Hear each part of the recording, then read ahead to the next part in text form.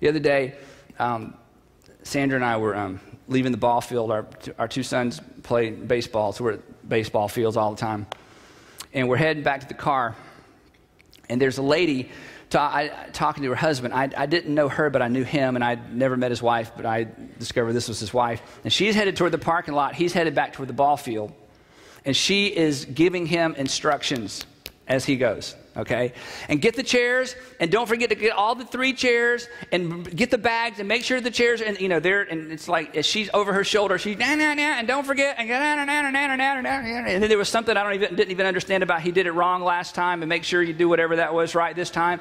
And then they separated, and then she turned and walked to the parking lot, and Sandra and I didn't even know if Sandra was paying attention to this, and we didn't say anything. We got in the car, and she turned to me, she said, I can't imagine ever talking to you like that in public.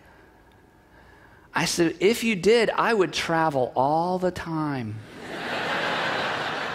I would take every speaking engagement. As I listened to her talk to her husband that way in public, it just made my soul just quiver, And the interesting thing is this, listen, everything she said was right. He needed to get the chairs. He needed to put them in the bag.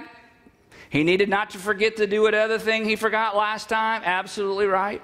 And if I were to talk to her, she could probably explain, well, the reason I had to tell him is the last 3 times he left the chairs at the ballpark and we had to buy them. If I heard her sad story, I'd go, well, everything makes sense. It all seems appropriate. Way to go. But what an awful marriage it sounded like to me. I wouldn't want to go home with her. I don't think he did. Now again, here's what I want you to hear, because you can kind of spin this off in 100 different directions. I don't know the whole story. This is what I do know. Somewhere along the line, she's learned and feels it's appropriate to be disrespectful of her husband in public, even though all the details are correct. You can't have it both ways. Now listen to me. You can spend the rest of your life being right. You can spend the rest of your life making a point. You can spend the rest of your life winning all the arguments. You can spend the rest of your life getting him in shape or getting her in shape. But you will not be in love at the end of the process.